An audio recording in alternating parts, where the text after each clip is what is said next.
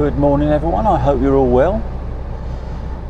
So as you can see, we've got our first proper defrost for a while this morning, completely frozen up, even though the temperature's now showing 2 degrees. So we'll just have a little 5-minute demist, get the car warmed up a bit, and then we'll be on our way. Well, that didn't take long. It wasn't quite as bad as it looked. Within 5 minutes everything was clear. And I'm now on the road, just joined the A47. I'm not quite 100% sure where I'm going to fish today. I'm heading in the general direction of Lowestoft, and I've got 2 or 3 places that I'm thinking of, and it all depends on whether I can get in the actual areas I want to get to where I actually end up today. So no real set plans. So it's now Friday the 20th of December, just a few days before Christmas. Roads are not too bad considering today is allegedly supposed to be the highest volume of traffic on the roads, with people starting to travel here, there and everywhere for Christmas. Also people cramming in their last minute Christmas shopping. So initially I'm heading towards Lowestoft, and that's going to take me around about an hour hopefully. So I should be arriving there around about 10ish. Today's high tide at Lowestoft is 1 PM, so I'm actually looking to be fishing by 10:30. Give me 2.5 hours up, and then I'll probably fish 2.5 hours down and see where it goes. So what I should do now is get that part of the journey out of the way, and I'll come back to you just before we get to what may be my first mark. Okay, that journey wasn't too bad at all, to be fair. Fairly quiet all around Yarmouth, straight through. This has probably been the slowest bit, and that's just as I've entered Lowestoft. We've got a 30-mile-an-hour speed restriction along here anyway, but there's also back there like a police checkpoint where they're pulling cars over potentially for no tax and MOT and stuff, so they're pulling cars off and everything's slowed down. So turning I want is just up here on the left, so it's called the Ravine. It's just after this junction here, I believe. And it's not that road there, North Parade, it's the next one. So be careful when you approach that. It's a single track going down, and there's another track which you can now just about see in front that goes back up onto the top and joins the road. Just darken that off a bit. It's a little bit bright. Okay. So it takes you straight down onto the front if you carry on. And just as we go around this little mini roundabout here, you'll see in front the big Birdseye factory, and that is the first mark I'm aiming for, which is going to be Birdseye. Now I should be able to see from where I'm going to park the car whether the place I want to get to is taken. I can't see anyone up there now, so it's looking good. There's 3 or 4, half a dozen spots up there, but there's 1 or 2 places I prefer because I know that they're less snaggy. So the car parking's all on here on the left. It's all free, just got to find somewhere to squeeze in, he says.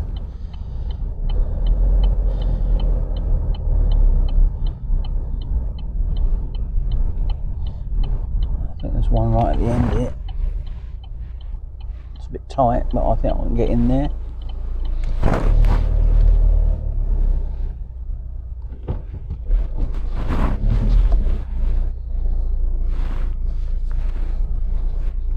Okay, I think there is some on the side of the road parking, but I do like to get my car off if possible. The parking area is quite busy today. When I come normally it's either early or late, and there's loads more spaces. So I shall get loaded up, get some gear on, up onto the wall. You can see there's a van going along there. I think they're clearing all the rubbish bins, and just up the top of that wooden slope there where the van is now is one of the favourite places I like to fish. There's a little clear spot there. I'll explain more when I get up there because it'll become more obvious why. Right, so I've made my way up. I'm actually parked just about over here somewhere on this free bit of parking, and you walk along, you'll find the access, and you'll see this path come all the way up. Nice flat concrete path, and not too far at all, 2 or 3 minutes walk. So if you're bringing a trolley or a barrow, you can easily get that along here and bring as much gear as you want. Once you come up onto the promenade, you're met with that. So you've got a fairly wide promenade, you've got these little benches here, there and everywhere, and then you've got this drop off at the back. That's known as I think that's called the nest, this little bit of green. Yeah, and it's the same the other way. You've got this long wide promenade with a wall. Now if you wanted to, you can just about see up there in the distance, just up there you'll see a car parked. Now there is a car park area all the way along the back of the Birdseye factory there, and you get in via the Ness, where that big wind turbine is. There's an actual area called Ness Point, and there's also another flat area up there you can see in the distance where you could fish off, but I'm led to believe that's quite snaggy, as is the venue I'm fishing today, and that's what I'm going to go into now. So there's a reason I've picked this area here, is because you've got these old broken down breakwaters here, which are wood out there, but on the inside along here, all the way along here, you've got the old sea wall, and you can just see bits of it there starting to be exposed. Bearing in mind you've got 2.5 hours now to high tide. Down the bottom here you can see roughly what you're dealing with, a lot of old broken sea wall.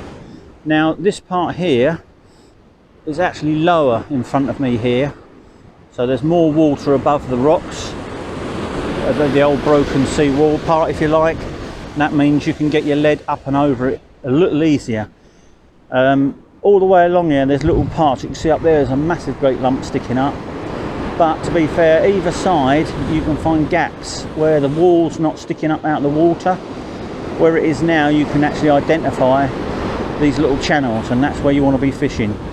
So you've got a channel just on this side, further up there where that bit of concrete is at the bottom there, you've got a channel there, and then further up by that, the old light buoy there, you've got a set of steps and railings in front of you there, there's another channel there. So all the way along here there's little gaps in the old broken sea defences, and that's what you want to try and aim for.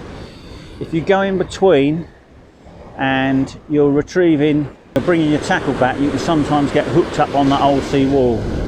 Now I'm not saying it's snag free out there, but normally if you can get the lead up and going, get it up on top, which you can do from this high vantage point, it's not too bad. Once the tide's in fully, it will literally come up to this tins here, so all that broken rocks there will be covered, and you shouldn't have too much trouble getting your tackle back once you get it in over that wall. What you have got to be aware of along here is, as the tide comes in and it gets higher, it will hit the front of this wall, and in several places it will come right up and right over onto the top of this promenade. You can see up there there's a wet area up there, and in the distance there you can see another wet area. Now these are coming over the wall recently, so by the time the tide gets higher they'll be more frequent. As you can see, it hits the front of the wall and literally goes up vertically, and we're 2 hours to go at the moment. So the next job is to get a rod put together. I'm probably going to start off with just the one today and see how we are with in regards to getting the gear back. As I say, you can't guarantee it's going to be snag free, just for the fact of lost tackle. There could be lost tackle here from the last time I fished.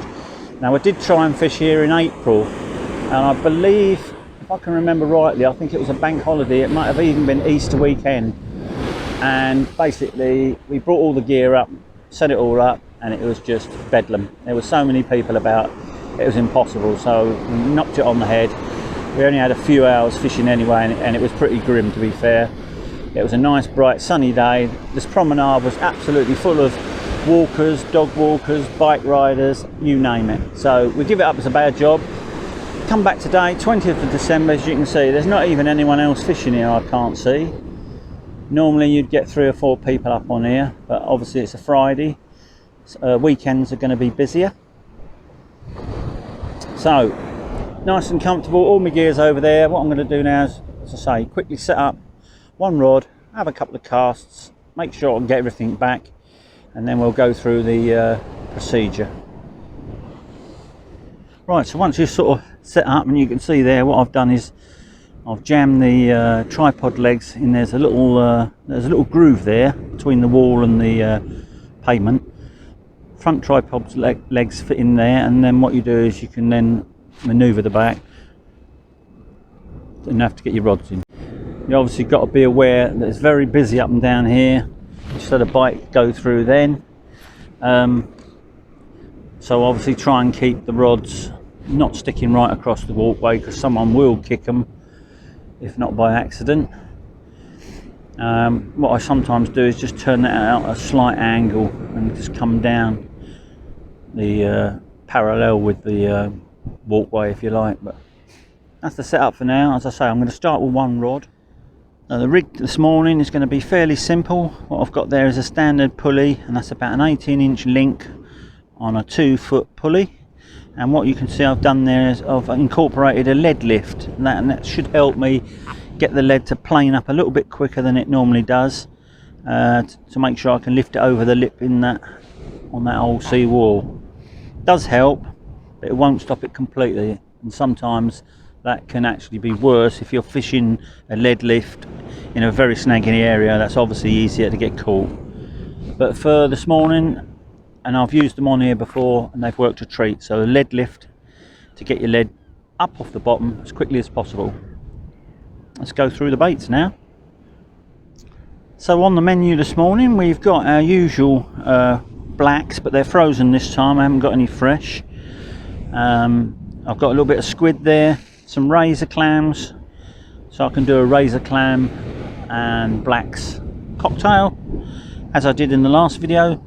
I've also got a few frozen peeler crabs there, and the problem with them today might be thawing them out, because it actually feels colder now than when I left, but there you go. And I've got a little bit of fish under there, a little bit of mackerel or something like that, just to tip off baits maybe later on. But it's going to be bigger baits again this morning for the start anyway, and we'll see what happens with that. One thing why I'm sort of mentioning the baits is if any of you are planning to get out fishing over Christmas, if you've got time off, etc., don't forget to get in touch with your local tackle shop or bait supplier and just check the availability, because you find at this time of the year a lot more people do have time off and get out to go fishing, and so the bait becomes in short supply. So unless you can sort of source some fresh and reliable bait for over the Christmas period, I'd get that organised sooner rather than later. If not, do what most of us do. Personally, stick to having some frozen blacks, squid, mackerel, razors, all that type of stuff in the freezer, ready to go. So if I just suddenly decide I want to go fishing over Christmas, I've already got the bait. And what I'll do now is get that first bait baited up. It's probably going to be a black lug and squid cocktail or something like that. We'll get that banged out and take it from there and see what happens. So that's the first bait ready to go out, and as I usually do, I use my clip-on snoods, so I can have 1 or 2 baited up in advance. 3/0 on the bottom and a little 1/0 circle on the top, just to hold it all in place. That's ready to go.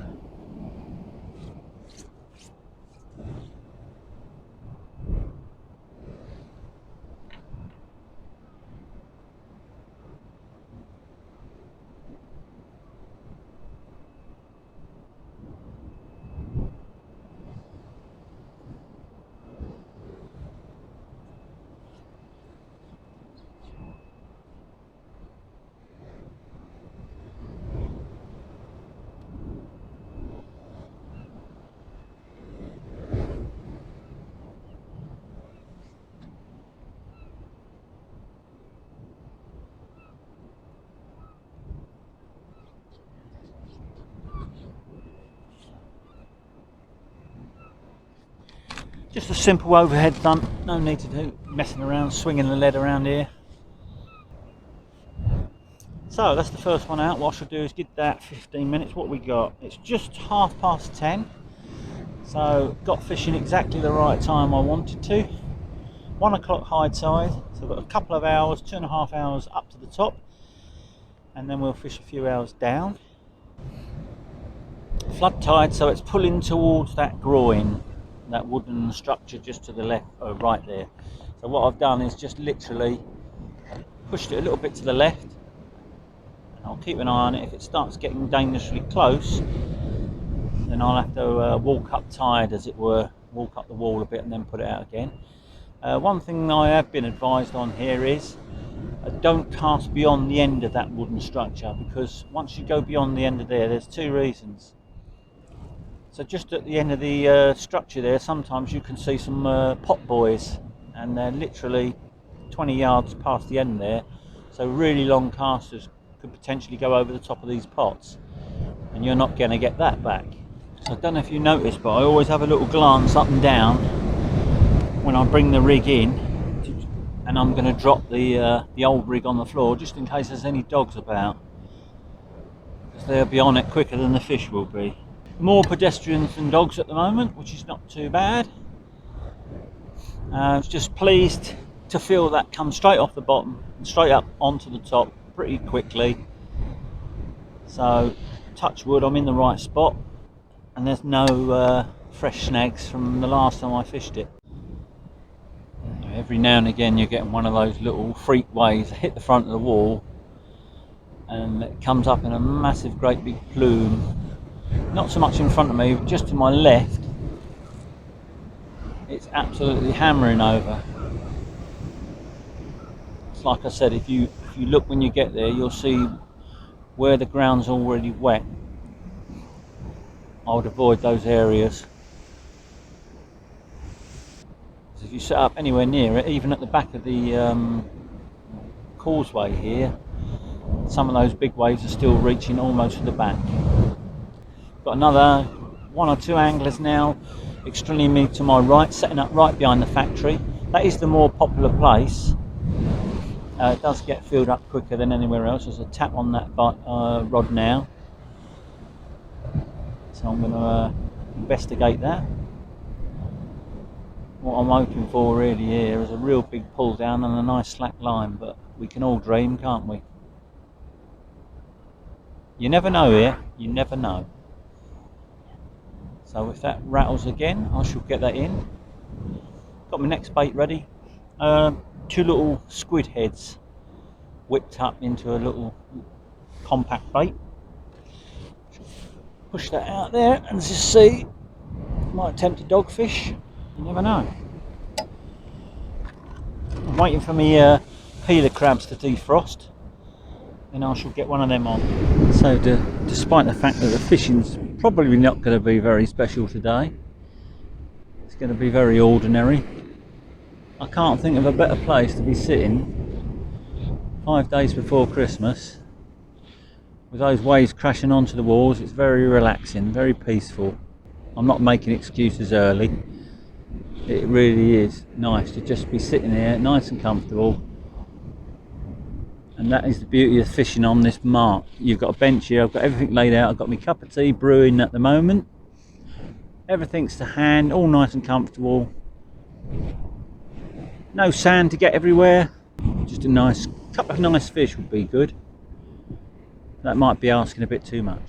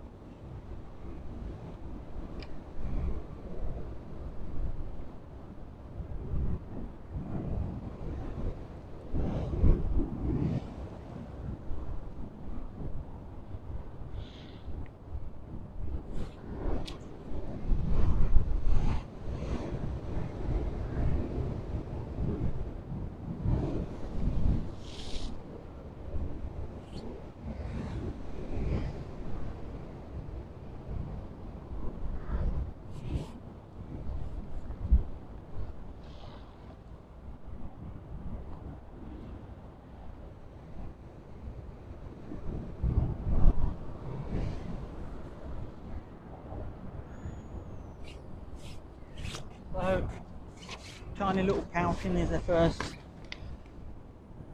little offering today. I did see that rattle earlier on. Well, there you go. We're off the mark. Little pout. At least it's something.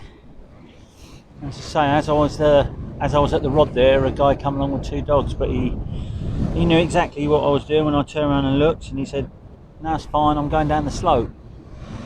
Because I know with 2 dogs, you can't sort of keep an eye on both of them at the same time. Chances are one of them would have snaffled that bait that I just laid on top of my bait tray when I unhooked the pout. But anyway, he was sensible. Best to be safe than sorry though. When there's members of the public about, I don't like leaving fish flapping about on the floor. I'd rather deal with the fish first, get it back, and then it looks a little bit better than seeing a fish jumping around on the floor, wriggling. Crabs are still not defrosted. I'm not surprised. It is absolutely Baltic at the moment. So as I say, the bait out there now is a straight 3-inch piece of frozen black, just whipped up enough to keep it on the hook. And I'll prepare another one now, another cocktail I think, for the next bait. So just to prove how powerful that sea is, we just had one of the real big waves come right over, and the whole wave completely engulfed rod, rest and everything, and there was literally water dripping out the reel. You can probably still see on the reel there that it's pouring out. But that's why you don't sit at the front. I have done in the past. I've learnt by my mistakes. The rig seemed to be holding in position where I'm casting quite nicely today, and I'm almost tempted to get the second rod out, but I think it's much more relaxing on one rod and you can put your full concentration into it. Once you start getting 2 rods on the go and 2 lots of baits, it tends to be a little bit more hectic, and if that tide does start to pull the other way and they start moving, then you're constantly chasing each rod, trying to keep it on the right side of the other one, if you like. So I'm going to stick to one for now, and we'll see what happens. About an hour and a quarter to high tide. Time for another bait change already. A straight worm. I haven't seen anything, but it's not to say there's nothing hanging on. Worm and razor going out next.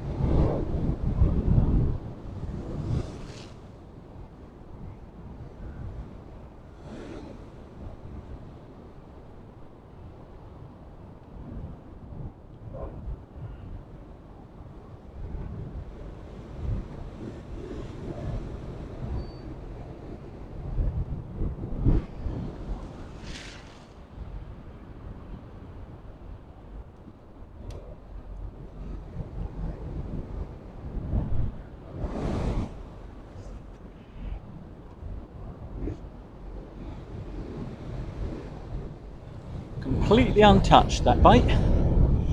I'll put that one out a little bit further. It's probably level with the end of that groin.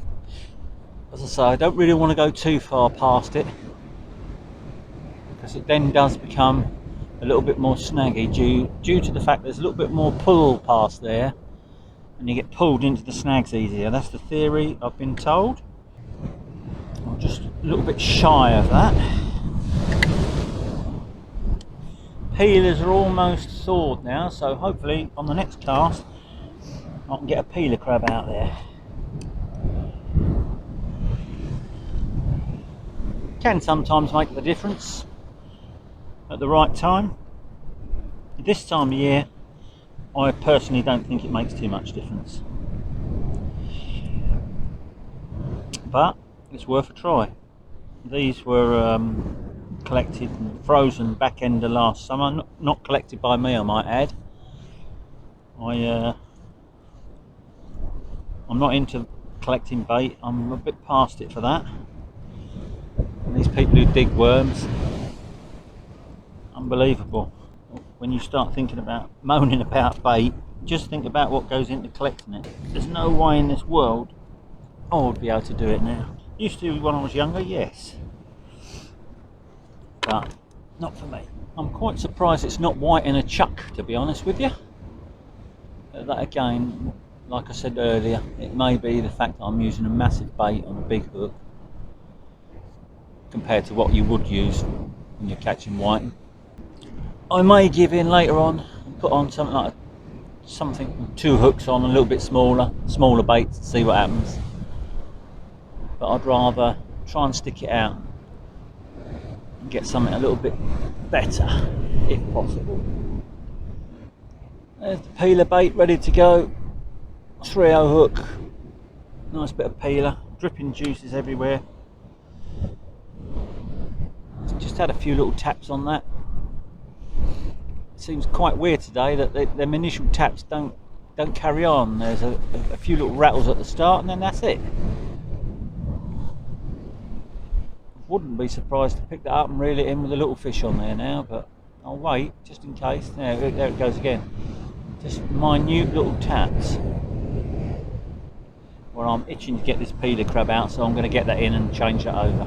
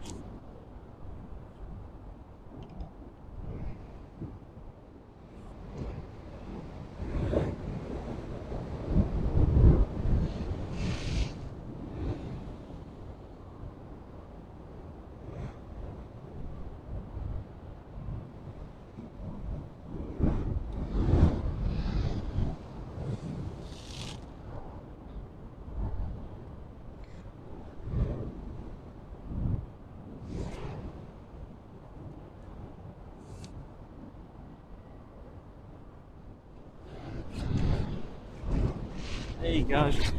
That had to catch me out at least once. Right, that's gone out in the same place. It was a little bit more claggy when I went to pull that out the bottom, as if it was like maybe clay, a little bit softer, a little bit harder to get out. But once it came up onto the top, onto that lead lift, straight in. Got about 3 or 4 foot of water now at the bottom of the wall, so it's dead easy. Just bring it in, get to the point where your leader knot comes up, and then just literally whip it up off the bottom before it swings underneath you. Right, it's about time that peeler come in. I've had several indications on it, but nothing positive. There's little rattles there now, so I'll change it over.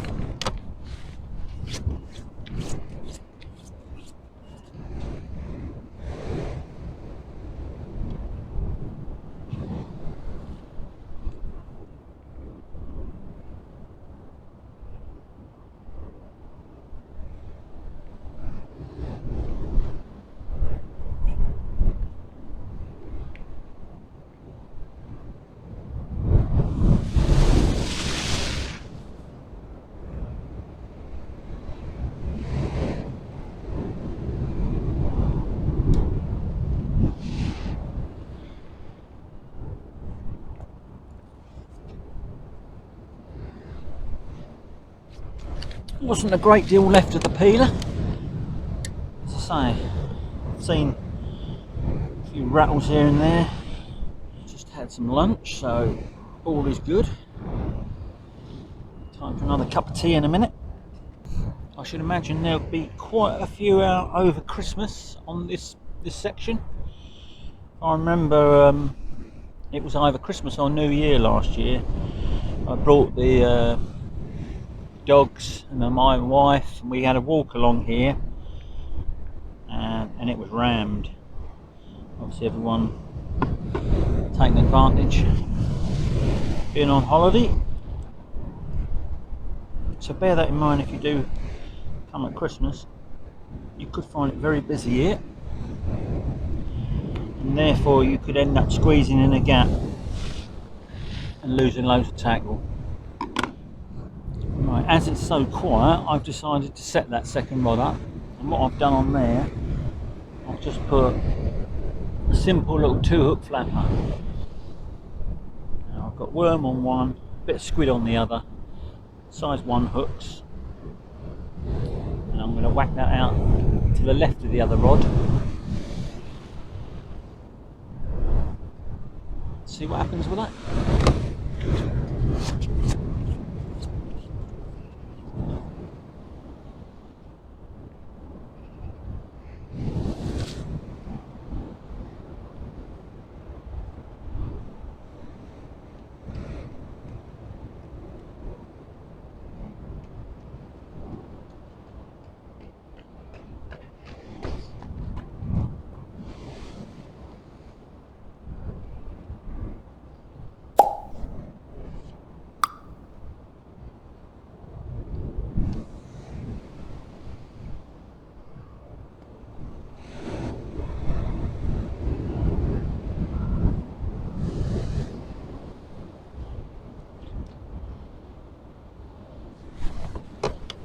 It's about 15 minutes to high tide, so I thought I'll get that other rod in for a couple of hours.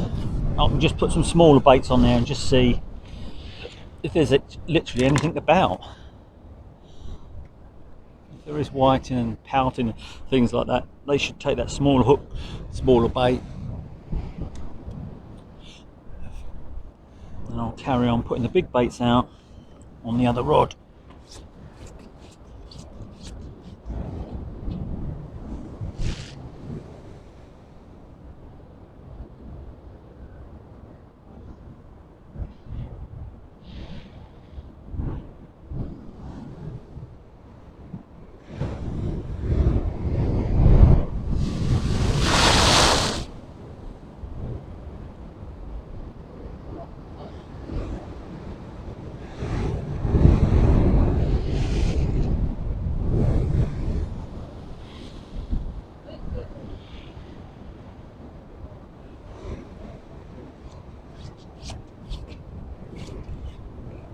Well, a little dab on the flapper, so proves they're there.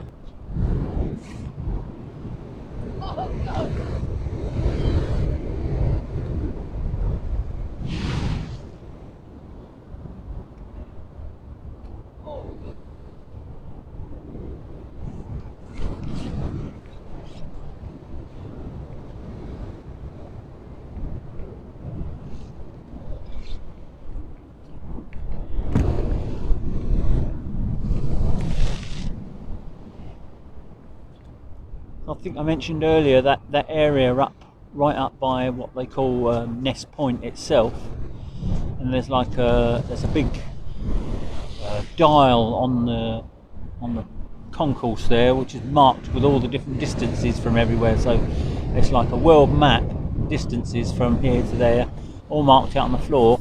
Well, just to this side of that, you've got a fairly big area with boulders at the front, leading right up to the end of where this wall finishes. Now in the summertime they do get a lot of bass off of there. It's quite snaggy, I believe, but I've even seen people float fishing prawns and things like that, and lure fishing off there, so that's worth considering in the summer.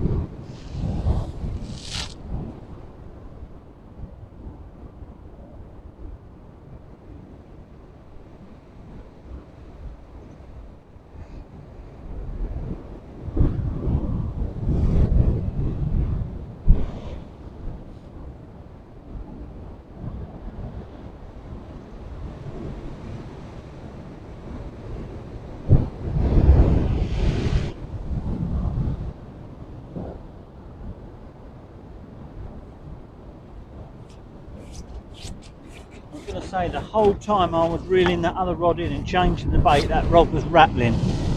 If there hadn't been nothing on there that time, I think I might have packed up and gone home. The smallest whiting you probably ever catch.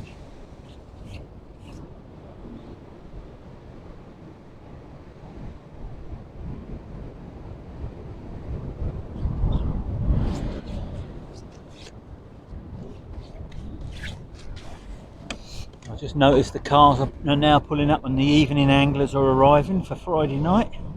As I said, Fridays and Saturdays can get quite busy on here. They're all piling into the little, like the known gaps down there, right at the back of the Birdseye factory.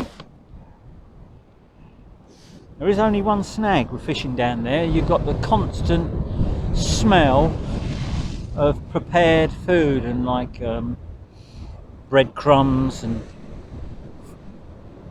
whatever it is they bake in there. The constant smell of food. It's like fishing outside the front door of a McDonald's. So you have to make sure you bring plenty of food with you if you fish down that end. Or as I said before, get in the old cafe over there and have a nice big English breakfast before you come. I'll try and put the link for the cafe if I've got it, so you can check the opening times, etc. I do believe it was open on that bank holiday as well, when we came on the bank holiday at Easter time. But I would have thought Sunday's opening might be a bit restricted or a bit shorter.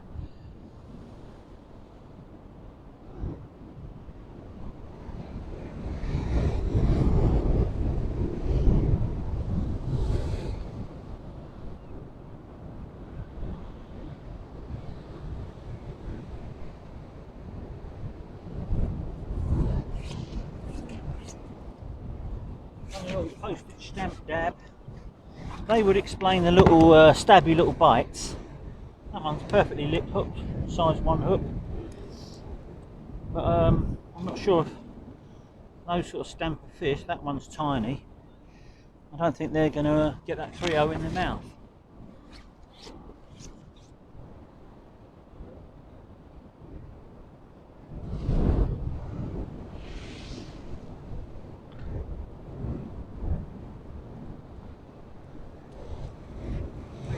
Right. Yeah, that's it.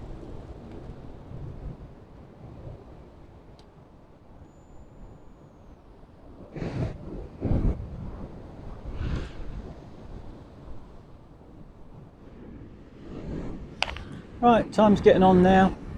It's not really improved. I'm still getting these, well, I'm saying ghost bites. They are, for all intents and purposes, proper bites, tip rattling, proper plucks. Now and again I've connected with one and it's been like a dab or a tiny little whiting, but I'm getting bites very regularly with nothing on the end at all when I bring it in. It's really been frustrating, but there you go.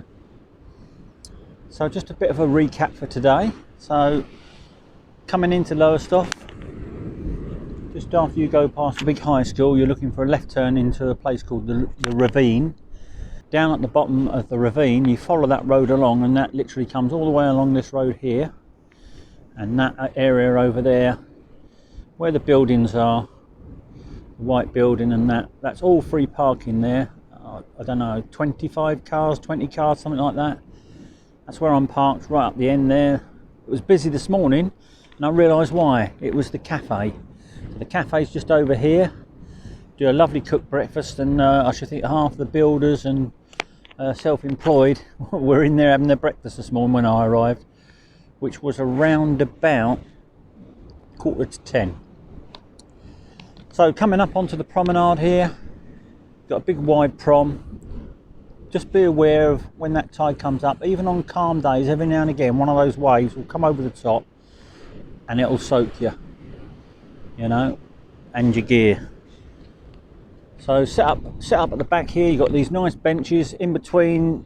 You know, you've got the wall there. You get all your gear tucked up against the wall, so it's not going to blow around and get in anyone else's way. You've got another little spot just up here. That's clear in front of there, and there's also a set of steps there if you needed to land a bigger fish. That's one thing I forgot to mention, that when you hopefully land something bigger, even if it's like a decent sized dogfish or a bass or something, just be aware once you get it under your rod top down the bottom, there's quite a lot of rough rocks and rough ground. I can quickly show you now. There's quite a lot of rough stuff down there that you have to negotiate. So if you've got a decent fish flapping around on the end, make sure you've got enough leader onto your reel so you can literally hand line it up. It's even awkward there to use a drop net because of the ledge sticking out. As you can see there, a few people now starting to gather up there. That's the most popular spot because the parking can be directly behind where you're fishing. There's all the old rubbish in the water down there, look, as the tide's falling away. The only thing you've got to worry about up there is it's the same as here. So you've got this slope right at the back of the car park, and you've got to scamper up it. Now if you're fairly agile and fit, that's not a problem. Done it in the past, years ago. Scamper up, you can literally fish 12 foot from the back of your car there, and up and over that ledge, and you're onto the thing. Me, this day and age, I use this nice access ramp and a nice flat path. I don't tend to climb up things these days. Yeah, you're going to have better days on here than I've had today, no question about it. Time in the conditions, you want a nice bit of colour in the water. As I said, 2.5 before, up to about 2.5 after. If you can get that in the middle of the night, even better.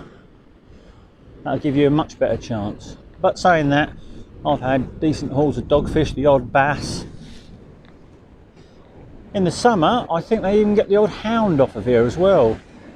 So again, you'd have to negotiate across this rough under your rod top and potentially hand line up a hound, which could be 4 or 5 pounds. So make sure your gear's up to it.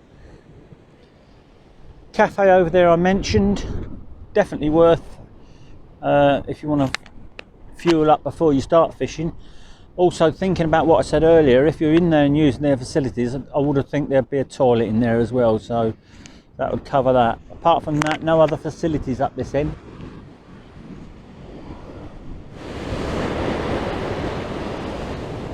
Okay, I've just brought my last 2 casts in, and I've finished the day without losing any tackle, which is always a bonus when you fish here.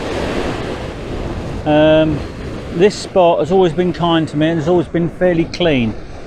And what I'm trying to explain with the old wall is, you can, now the tide's dropping away, you should be able to actually see the line of the wall. It's level with that big lump there, but all the way along the front there, you can see it there now, there's a line appearing. It drops down behind that straight into about 4 foot of water, and now on this side of it, it's about 1.5 foot. You can clearly see that line all the way along there. So my advice to anyone who's going to fish this is come down and have a look at low tide before you fish. You'll then be able to make a note of where the gaps are. So for instance, this one here, from the end of this groin here, where this lump of concrete is here, right up to there is fairly clear, or fairly low, more to the point. There's not nothing sticking up, no wires or anything there, so it's fairly clear for you to bring your gear over. If you look further up there, even at high tide, these rocks here are only going to be just below the surface, so there is a chance that you'd snag them up. And the further up you go, I don't know if it'll pick up on the camera up on here, but the further up you go, the more rocks and snags there are. So just bearing that in mind when you're fishing here. What I was telling you about earlier on with the up by the Nest Point is this area here. It's just a little raised area there. It's got boulders all around it, and it's got a groin on the left. That top area there, where are we? I can do it. This top area on the top of here is a decent fishing platform, but again, does have disadvantages being snaggy. So that is your Birdseye venue. if you carried on past the end of this promenade, you'd come to a car park at the bottom of somewhere called Linked Road, so you can park literally right onto the facing the sea. You've got a small wall over onto the beach, but unfortunately again there's large boulders in the water there and it's quite snaggy. You've got to be very careful. What I've always been told about Linked Road is head left from where the car park starts and go up 2 groins and it starts to clear out a bit. So with that, I'm going to start wrapping things up here now. All I need to do is wish everyone a very Merry Christmas, and I hope you all get what fishing related goodies you're after, and maybe even get out over the Christmas holidays and have a fish somewhere. I wish you all the best. I shall see you back in the new year now. I'm going to have a couple of weeks off, get Christmas out of the way. And the other thing I'd failed to mention is what I'm going to do to celebrate reaching 2,000 subscribers. I'm going to organise some sort of giveaway. I'm going to look into it over the next week or two and over Christmas. So straight after Christmas, there might be an opportunity to win a couple of little bits and pieces. I'll give you more details later on when I know what I'm doing. There's a lot of rules and regulations regarding this sort of thing, so I need to look into it first. So yeah, Merry Christmas everyone, thanks for watching if you got this far, and I'll see you in 2025.